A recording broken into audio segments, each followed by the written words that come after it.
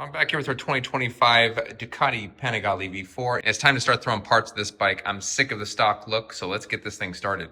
Today we're starting with the fender here. We've got the painted fender that comes from Ducati for the base V4. Now the V4S comes with a matte front fender that's black rather than this painted fender. So we went to Ducati Performance and we got the carbon fender. You can see right here, this is the part number for the fender. It costs $495.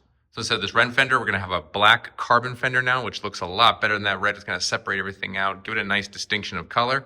I'm also gonna be adding some spacers to the caliper here. Little spacers right, focus on them. Little spacers right here. They're actually the same spacers right down here. We're just gonna add one right here to get rid of this reflector and kind of clean up this whole section. So let's start with deleting this reflector right here.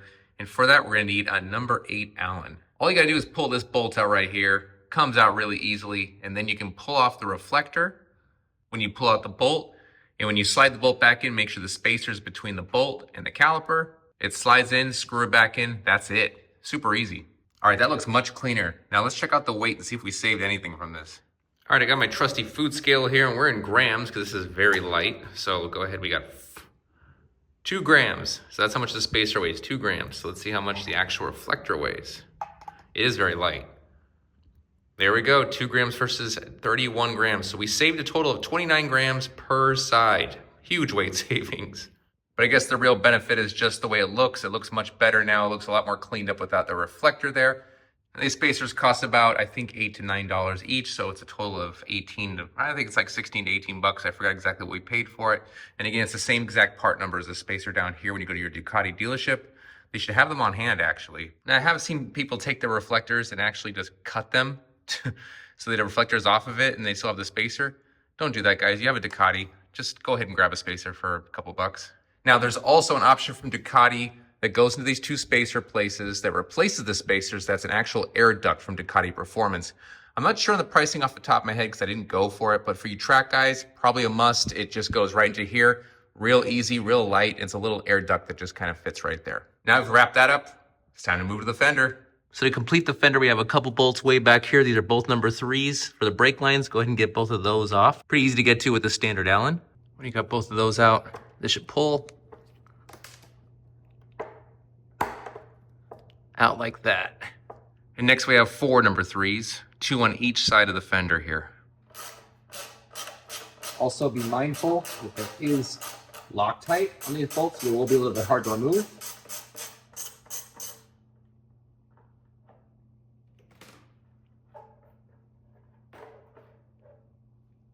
Now that we have both the fenders off, let's see what the weight difference is. Let's go ahead and get the fender on here. Let's see here. We're at, we got grams here, but let's go ahead and try to change the unit real quick here. So 1 pound and almost 1 ounce. That's how much the front fender weighs. The painted one, let's see what the carbon one weighs. Carbon fender, let's put her on there. There's like a wobble this thing. One side weighs more. Let's try to get it over here. All right, there we go. 8.7 ounces right there. So that's a pretty decent savings in weight right there. There is a noticeable difference between how that feels and how this feels in the hand. So we did save some weight there as well. We got some hardware they gave us. Looks like we don't need to put any Loctite on anything because they do have thread locker on the threads already, just stock. That's cool.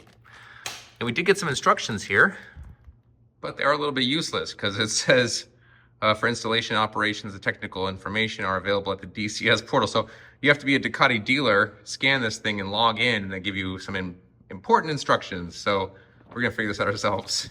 All right, so to prep the fender here, we have 2 holes. You see that right there? I have 1 filled, 1 empty. They give you these posts that go into the top and slide in there. They're very snug fit. And after those go in, these little ones will actually secure the brake lines at the bottom. And then we've got these 4 big ones that have the thread locker already on them. And you can see right there, they have a plastic washer to protect the carbon.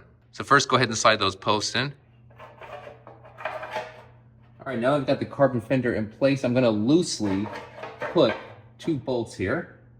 These bolts are a new size, it's actually a 4. So now we got it loose. I'm gonna do the other side real quick. All right, now you see that I at least got some maneuverability in this thing. So now we can adjust the rear brake lines Now that we've got the fender sort of in place here, we're gonna put these lines, they snap right into this plastic part of the fender that comes in it installed already. So you can see I've got it all kind of mocked up there. And then we're gonna slide this piece in, basically from the back, and the screws go in between and sandwich this in between the lines and the fender to kind of hold the lines in place. Now, the OEM bolts were thread locked. So I'm gonna take the ones that aren't thread locked here and just put a little, if I can get a focus here, just put a little dab of thread locker on there, some blue thread locker, non-permanent. All right, you can see both the bolts are in there. I put a smidge of Loctite on there, and because of that, I don't think I'll be able to take these out unless I put the Allen at the top of this, which I think that's a number 4. Then we have a number 3 down here, and then we can actually get these things off. But I'd rather it be too tight than too loose, and it falls off, and all of a sudden you have the brake line hitting the wheel. So now you have that done, you can go over here and move to install the rest of the bolts on the fender. And you can see these bolts are actually shouldered, so you want to make sure you pull up the fender a little bit, get it in there until it's almost a little bit tight. There we go, it's a little bit tight now, but I still have some wiggle room where I can put the bolt on the bottom in. Pull it out again, make sure the shoulder part goes in. There we go. And now let's snug up the other side. All right, the bolts on the other side are done. Now it's time to snug everything final secure. And like I said, these bolts already have some thread locker on, so leave them alone. No need to put any Loctite on. All right, that's all done. And what do you guys think? Is this better than stock? It just looks so much better on the bike with that black fender versus that red fender. Separates everything up. I put the difficulty level at this probably out of 10. That's probably a 2 out of 10. Very easy to install and probably take close to around 15, 20 minutes to do. Now that we've wrapped up that install, the next one's gonna be these wings. They're going and we got the carbon wings going on, and that'll do it for this video. And I'll see you guys in the next one.